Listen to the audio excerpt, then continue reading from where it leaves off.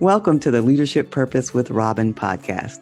I'm your host, Robin L. Owens, PhD, and this is where we dive in each week to give advice, tools, and tips for high-achieving women leaders, and we talk about leadership purpose and its importance for you.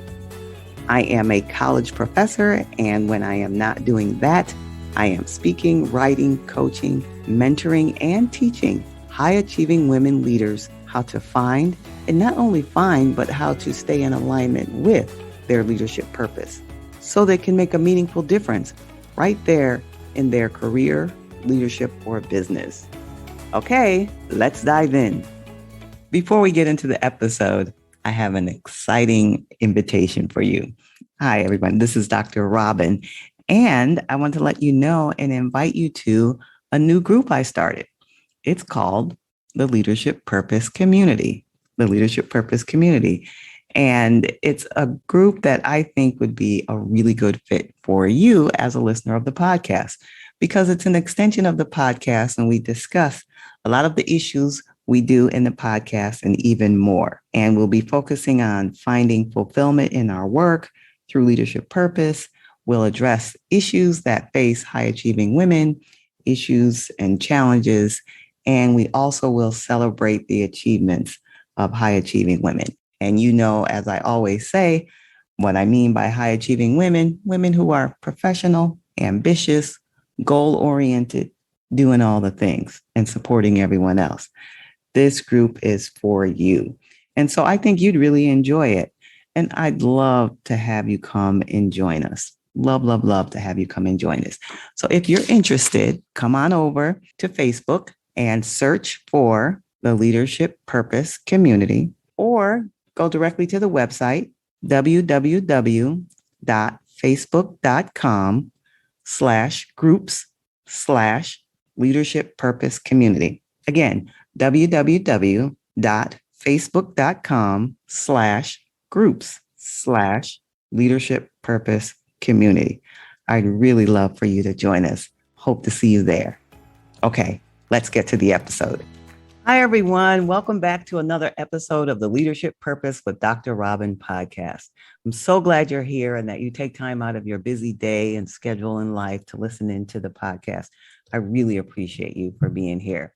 All right, so let's get started. And today I am talking with Nellie Harden. Now, let me tell you a little bit about Nellie. Nellie Harden is a wife, a mom, and a dreamer that comes from a diverse background, including marine science, behavior, and family wellness. She decided years ago that living a life designed by purpose and for freedom was how she and her husband and her daughters wanted to live. So today, she is a family life and leadership coach, helping parents eliminate power struggles with their daughters to help them grow into confident, wise, and respectful young women that are actually ready for the world. Welcome, Nellie Harden. Oh, thank you so much. And thank you for having me on the show. So glad you're here. And just hearing myself give your introduction, your bio, I can't wait to hear more about your work.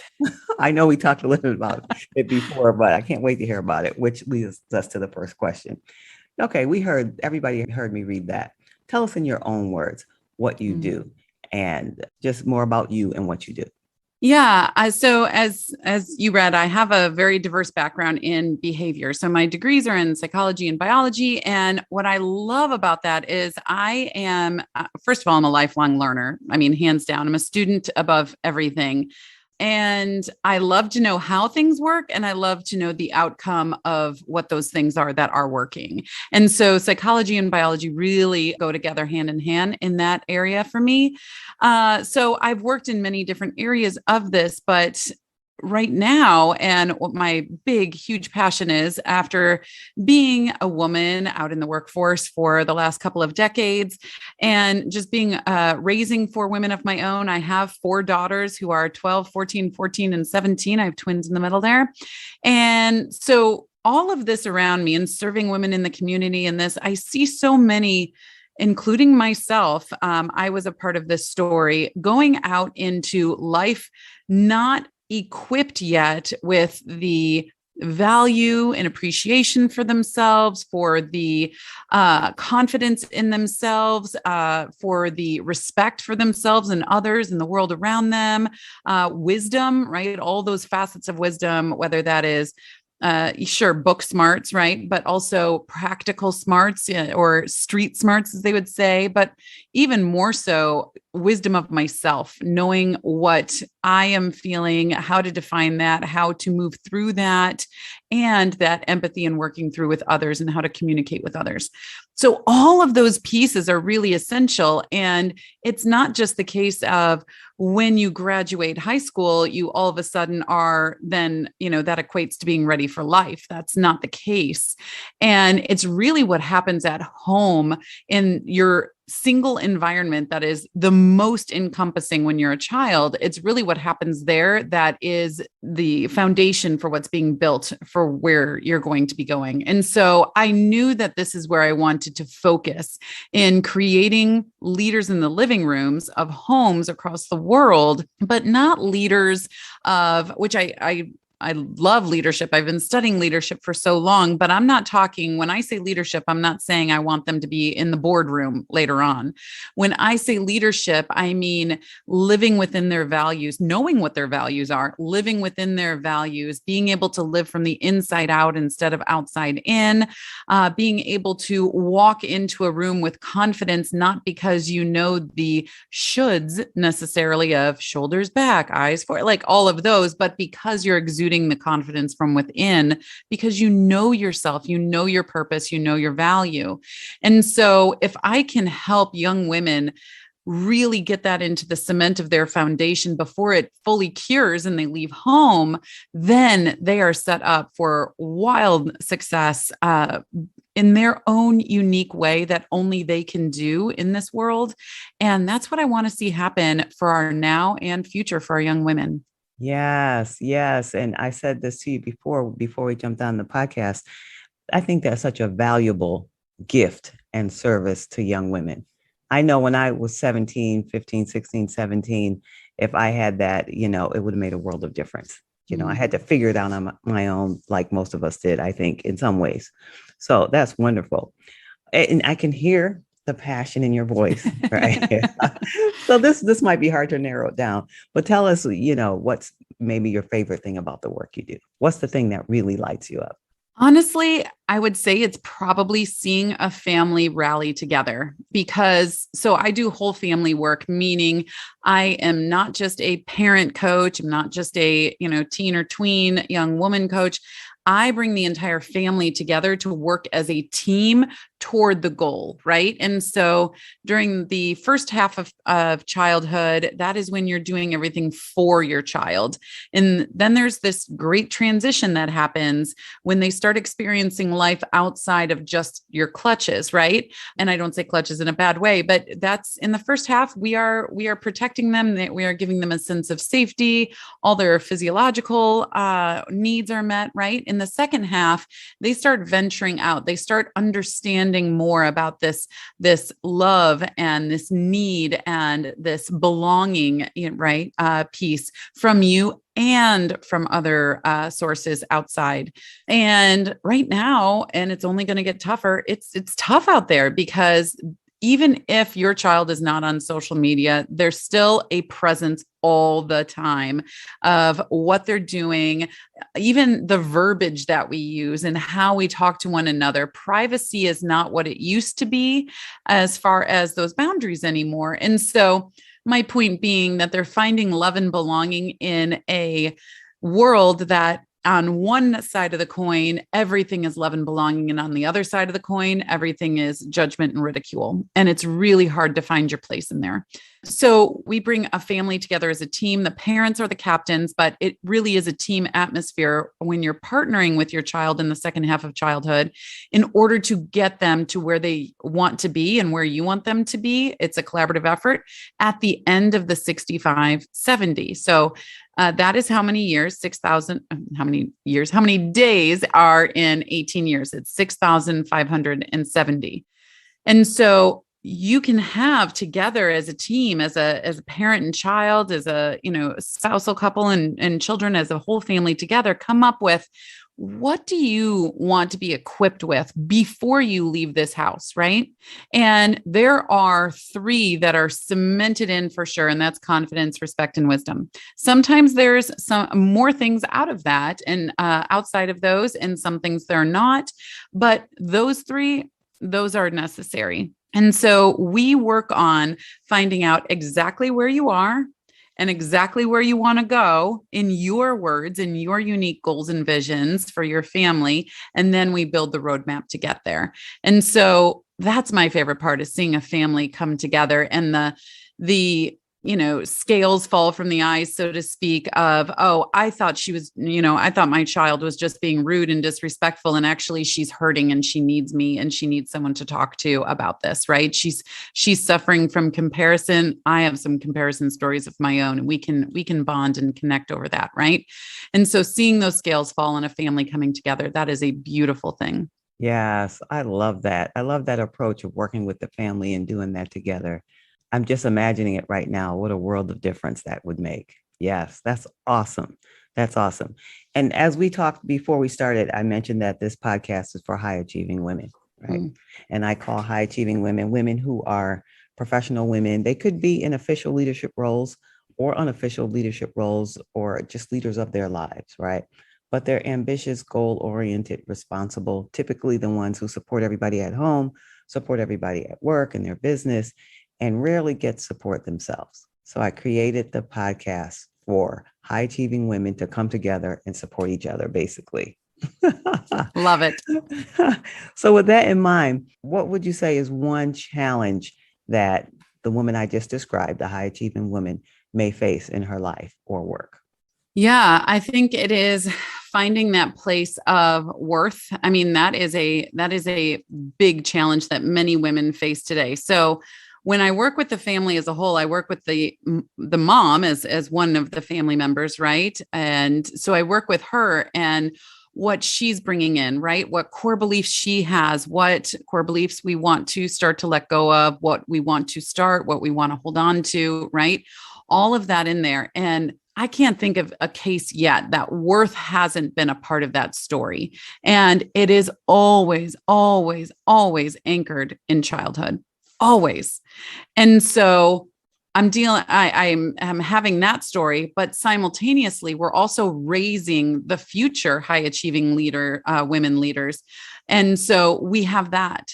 And so it's this beautiful blend of, okay, how can I be a high achieving leader of a woman here in my home, in my volunteer positions, in my job and what have you, but also turn around and raise one that is better equipped to leave home than I was. Right. Yes. And so the biggest thing there is going to be vulnerability. There has to be a degree of vulnerability when having these conversations and these connections with your daughter, because you've been there. If you're listening to this, a small part of you at least probably feels alone in the journey, which is why you're connecting. And so you want to have that connection with your daughter so she knows that she is never alone, right? I know it can feel that way sometimes. I've felt that way sometimes too, but you're not. Just know that you're not, and I'm always here. Yeah. Right. And so having that vulnerability of these two different stages, these two different age groups of high achieving women. I mean, there's some really high achieving women that are 13 right now. And there's some really high achieving women that are 43 and 63 and 93 right now, Yeah. And so all coming together in this beautiful tapestry of what that looks like is really powerful. Yes. And you mentioned that worth was a challenge, right? Yeah. What does that look like? Because the word, I'm thinking about the listeners now who are listening, they might think, well, worth can mean one thing to one person, another. So what's your kind of imagination or experience say? What does that look like? Well, first to address, it can look one thing to one person and another. That is very true. We are 8 billion people walking around on this planet with 8 billion different perspectives. And so how we use language, how we think about that and the perspective of how that was built is going to be different. So that's always a conversation. But when I'm talking about worth, I am talking about contribution, right? What contribution am I making to the world, to my daughters, to my spouse, to my sons, to my family, to my community, right? And if you don't feel and see and get acknowledged sometimes for those contributions, you can feel as though, I guess I don't have worth. So that is a definite lie, right? That's a definite lie, because if you take yourself out of yourself, which takes some practice, takes some skill sets in there, but if you take yourself out of yourself and you're like, hold the phone, right? You have actually achieved this, and this, and it's not even noon, or you're only this many years old, or you've only been in this job for so long, or you've only been a mother for this long, whatever that is, you see, I've actually achieved a lot. But what happens in there is that acknowledgement piece might not be being met, or what happens often is it is, but you're ignoring it. You're ignoring that piece because when someone especially close to you gives you a compliment, do you tend to believe them? Not usually, right? Many times when our spouse tells us we're beautiful, or someone close to us, maybe your kid says, "Oh, good job, mom," or whatever, you're like, "Oh, yeah, you're supposed to say that. You're my family, whatever." But they really are giving you, praise and acknowledgement in there. And if we stop and we record those a little bit, it can be very heartwarming and elevate us. So there's this system called the RAS. I don't know if you've heard about it or your listeners have. Okay, so the RAS is the reticulating activating system. Activating, thank you. I have heard of it. Okay, so yes. Turns out. Yes, okay, so reticular activating system. So this is, if you look, it's like an invisible helmet over your head. You think about back when kids used to play astronauts before real astronaut, play helmets were involved and it was just tinfoil. So you think about it like that. And it is literally this shield around your head. Right now, you and I are speaking. There is, the walls around us. There is maybe a dog or a kid or a piece of paper blowing or the air conditioner kicking on. All of these things were literally getting hit with millions of inputs every single second. But the RAS system is this small piece in the base of your brain that actually is like, we're throwing that away, throwing that away, throwing that away. Oh, we'll take that one. We're throwing that away. We're throwing that away. Right. And so it is a system, but what's amazing is it can be hacked into. So if you think about it like this, and this just happened to me last weekend, actually. So I was on my way to church and there was this truck that was in front of us. And it was, I don't know, it was a neat truck. I'd never seen that kind before. It was it was curvy. It was orange. It was cool. And I was like, oh, I really like that truck. That's neat. Well, after church, we went to lunch. And then on the way home from lunch, I live in a small town and I saw another one of those trucks and it was blue this time. So I know it wasn't the same one. And so I was like, wow, I've never seen those before. P.S. Yes, I probably have.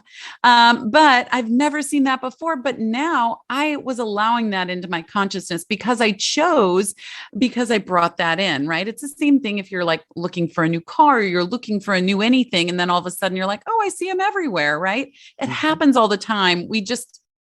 We're not really aware of the magic of the RAS system. So anyway, if you wake up in the morning and you say, I am actually going to look for these 3 to 5 things today and have them be awesome things like a miracle. I want to see a miracle today. I guarantee you will see a miracle that day. I guarantee it. I want to feel loved and appreciated, or I want to, feel loved and appreciated today. If you're looking for that, you will. Now, the flip side of that coin, which is the unconscious and unfortunate game we play with ourselves a lot, is I don't feel worthy. I don't feel successful. I don't feel like I'm seen. I feel like people take advantage of me, right? If you look for those things, you're going to find them too. Whatever you look for, you're going to find. So using this RAS system in order to literally plug in and guide your day and say, this is what I'm going to see today, and this is how I'm going to live today. It is an amazing brain hack. Yes. I love that. And I hope everyone who's listening right now, try it out. Yes. I think you'll be surprised. I think you'll really be surprised. So that's great. All right. So now the next question I'm going to ask you, my work is about purpose, and including in that has to do with passion. So I'm always Mm, curious about the role passion plays in people's lives. mm. So was there a time ever in your life or business, particularly your business or career, where you made a decision and passion played a central role around this decision in your career or business? I don't know if there's ever been a decision I've made that passion wasn't a main player in the front seat, honestly. And because my entire life has been fueled by purpose and passion as to what I wanted, and I was going to go and get it. And sometimes there was 1,000 fails along that way, but we were still pursuing, right? Because of the passion and purpose behind there. And so with the work that I am in, it was really important to me for my own story as I've done some healing and mind work, a lot of leadership work, a lot of personal growth work over these last couple of decades, because like I said, I wasn't ready myself to leave home. I didn't know it. My gusto and my ego would have been like, yeah, I'm ready to leave home. But looking back, I really wasn't. And I didn't know it. My parents didn't know it, right? Because we didn't have the skill sets, mindsets in order to make sure that I was equipped. Mhm. And that led to a lot of hurt and pain, especially my first semester of college, that then led to decades of hurt and pain, and then eventually healing and working through things. But that was decades of my life, and not in all capacities, but in some capacities that were lost, right? And so I don't want to see that. So that's definitely part of my passion and fuel. We've had, as a family, it's my husband and I and our 4 daughters, and we've had a lot of brushes with almost losing somebody. Actually, in 2010, my husband had to have heart surgery, and we didn't know if he was going to make it. Mm. 5 weeks after he had heart surgery, we almost lost my daughter in a non-fatal drowning accident. Oh no. And so that was a very big turning point for our family in a school of ways. But it really, and my dad passed away when I was 1. And so it was just a really big reminder of, what? Life is fleeting. We never know when our last day is going to be. And that doesn't mean carpe diem and let's go, travel the Alps every day of our lives and spend every cent or anything like that. But it does mean, what is your purpose? Let's go after it with fire. Right. Yes. And with that passion. And so when all of that happened, we became hyper aware of, okay, we have this many days. They're in childhood, right? We are the adults. We want to make sure that we're getting everything out of our parenthood experience during this phase, this chapter. And we want to also help them get everything out of their childhood experience so that they're ready and they've had a really good time, right? Not every moment is going to be a good time, because if it was, they definitely wouldn't be ready for the real world out there, right? Right. That's right. Yeah. Life is not rainbows and unicorns, right? But you can still bring fun, joy, excitement, gratitude into the hard space as well. And we can equip them and get them ready. So yeah, I'm not really sure where passion is not. Good for you. Good for you. Well, this has been such a, uplifting conversation. I feel inspired. I hope everyone who's listening is feeling inspired and walk away with some information. And in case they're interested in hearing more from you and learning more about what you do and maybe sharing your work with their own family and daughters, how Yeah. can they be in touch with you? You can find everything at nellieharden.com. I have all my connections through there. I have a private Facebook group for parents that you can find through there, and Instagram. And there's actually a free parenting workshop. I believe the next one begins in August that you can get on the wait list for there. And it is really, really powerful, all about building your daughter's mental wellness in the teen and tween years, which is exactly when they need it. So that is a really powerful workshop that I would recommend to literally every parent with a child between 9 and 18. Okay, that sounds awesome. And we'll be sure to put that in the show notes. Thank Okay, you. everyone. First of all, Nellie, let me say thank you, thank you, thank you for being here. Really appreciate your time and all your inspiration, motivation, and education. Thank you. Oh, thank you so much for having me. Okay, everyone. So now if you want more from me, you can find me at my website, robinlowens.com, or you can find me on your favorite social media site at Robin L. Owens, PhD, Robin L. Owens, PhD, most of the time on LinkedIn, but you can find me on the other ones too. I'd love to hear from you. Robin L. Owens, PhD. All right, until next time, this is Dr. Robin. Thank you for tuning into this episode of the Leadership Purpose with Robin podcast. If you enjoyed it, head on over and rate and subscribe so you never miss an episode. New episodes drop every week, and I can't wait to hang out with you again soon. Meanwhile, this is Robin signing off. See you next time.